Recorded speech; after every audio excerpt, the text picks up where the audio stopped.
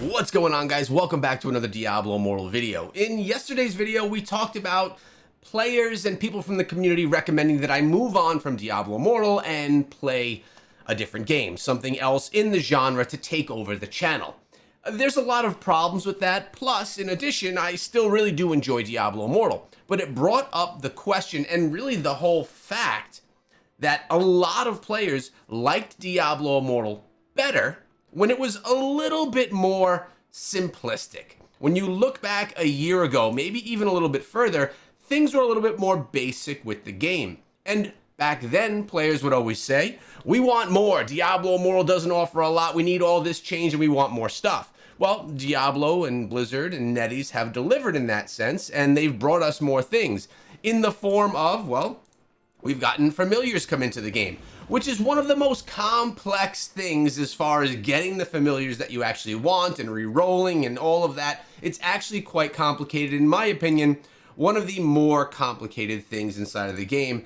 And really what you're only looking for, though, is you really want to get Survivor if you're into, or Savior, I'm sorry, if you're into PvP, because this will essentially keep you from dying one time.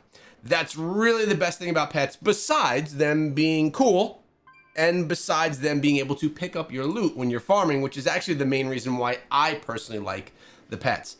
In addition to that, we've also gained, stance gear, we've gained the new rune system, the Paragon system has changed, which I actually think was a positive change. We have resonance being able to be boosted, we have gems that can now go inside of wings, and we have a whole bunch of new game modes as well. But the question is, does this become overwhelming to players? Now, obviously, the more there is to do for the heavy grinders, for the people that put in 8 hours a day into the game, the more the better, right? There's more stuff to do, so there's less time of them just running around in circle farming.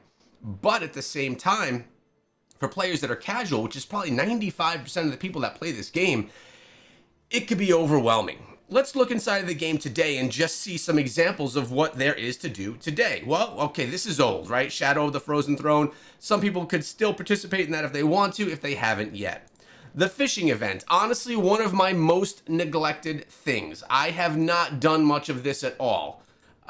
I don't know. I just am not motivated to do it. And that's part of the issue we're talking about here. Bout of Realms is going on. I didn't want to even participate in that one. That is still right now in the preliminaries. Trial of the Hordes dropped today. This is one that I do enjoy. It gives us some free battle points, and it's fun and quick. And, oh wait, you know what? Survivor's Bane, it's gone, which is my favorite. And then All Clans on Deck, which is essentially just a grinding mechanic inside of the game to get new equipment and new gear. In addition to that, we have terror rifts and things like that, so we can start getting ourselves better gear that's going to offer us, where's a piece right here, little magic attributes for our skills themselves. So this is another thing that's dropped. And the problem is, when you have, like myself, I'm sitting on right now, I think I got 24 bounties to do. You'd be happy to know I did 8 bounties yesterday, and I did my dungeons yesterday. I didn't catch up on bounties, but I did the 8 so they wouldn't be lost. But it takes me approximately 5 minutes to do 4 bounties. The problem with terror rifts is it takes you about, 15 minutes for a terror rift to be done, and you have to hit it at the top of the hour. And in addition to that, you then have the ability to swap over most of the time your bounty and do that one run. So really, for the 4 bounties, I mean, you are able to get better gear. It is a whole different mechanic inside of the game as well, but it's something that is essentially taking more time. And the problem is, when players don't have a lot of time, what are they going to do? Like, what is the best things for them to do inside of the game? And oftentimes, you see players having to choose between, do I want to do my daily grind, or do I want to do something else, like something that's just fun inside of the game? Like Trial of the Hordes right now that I'm doing, right?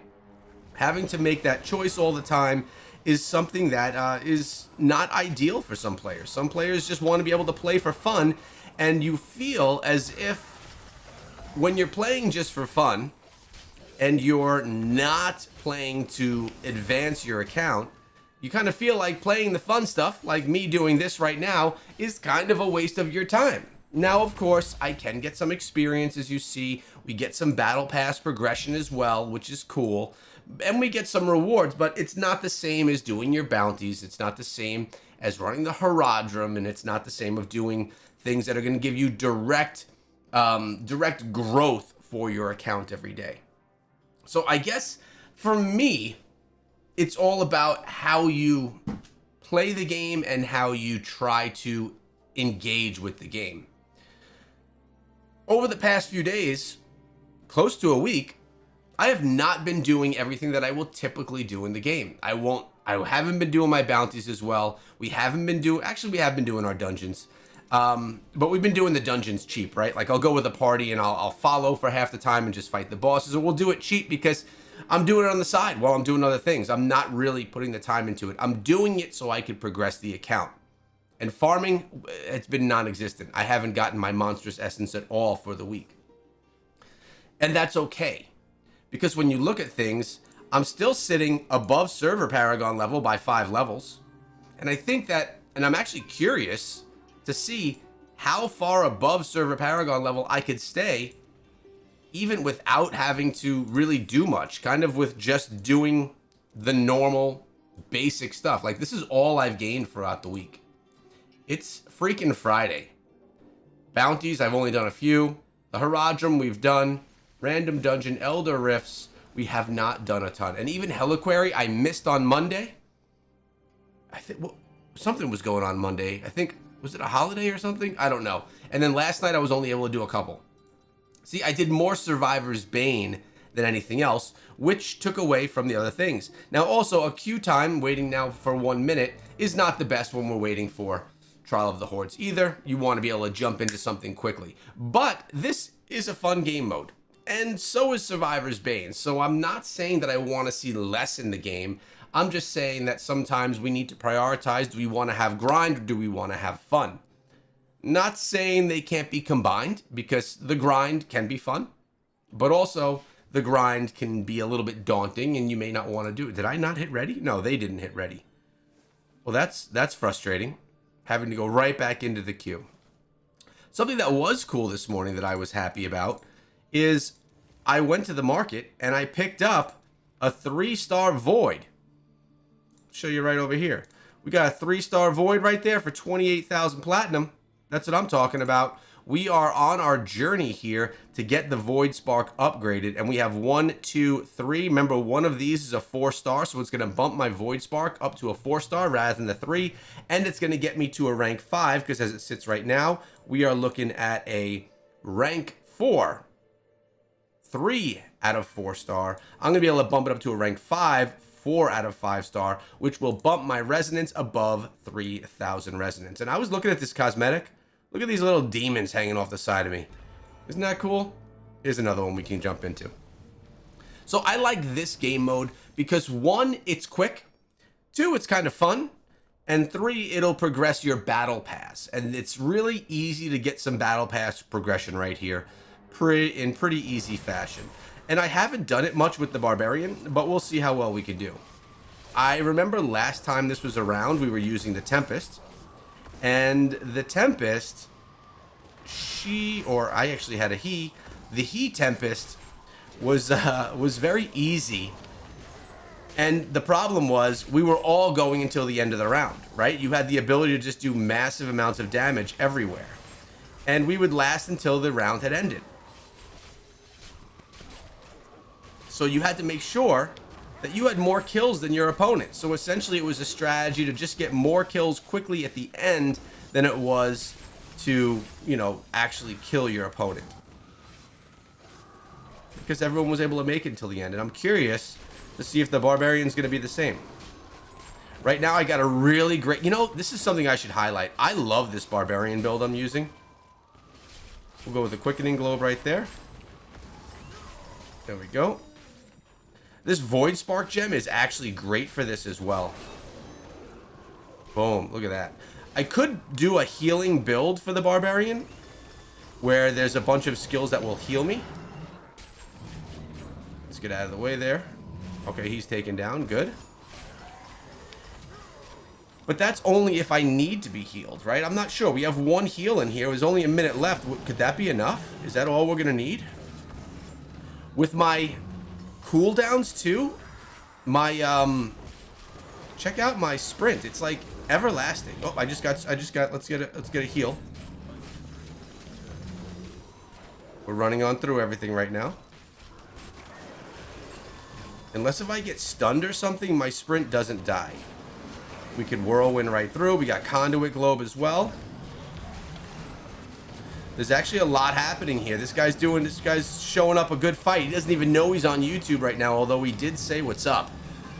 We got Commandozer right now that we're in this battle with. Uh-oh, I'm about to die. Uh-oh, no, this is not okay. He's almost got me. There's 14 seconds left. I just got to keep on running through. I just got to keep on running. No, he beat me. Commandozer, nice job. He said, what's up? You can't see it because it's under me in the comments, but I was taken out. See, that's kind of fun. That's kind of fun, and we get some progress, and Commandozer gets a little bit of a highlight here on YouTube as well. Let's go see what kind of progress we actually got from that in our events tab. Trial of the Hordes. Looks like we only got the monster kill, but as you could see, do 10 matches, 3 matches, 20 matches, easy progression right here. And here, almost done. Easy progress, really good progress on the battle pass as well, which can make up for a bunch of the things that we're not doing as far as bounties go, and things like that.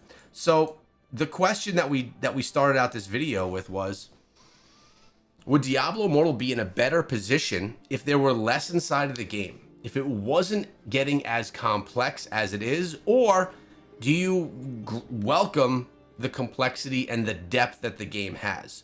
I get the feeling that there's going to be a big split of people that would want more simplistic versus more complex with more features. I don't know where I sit.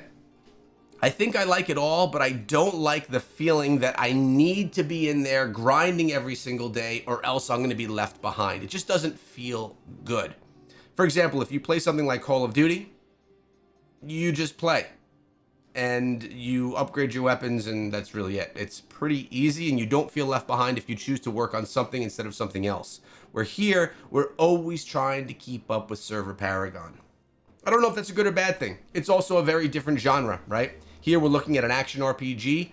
So action RPGs, MMORPGs, very similar mechanics and a very similar style of play with similar goals in mind. Plus, on top of that, to be honest, guys, if I stopped playing Diablo Immortal today and started covering something like Terrasland, I would lose a lot of people on this channel that are really interested in Diablo Immortal because they're not interested in Terrasland. So that's something that I, as a content creator, need to think of as well. Plus, I really do still prefer Diablo Immortal. It is still my favorite action RPG on mobile. Let me know your thoughts. How do you feel about the topic?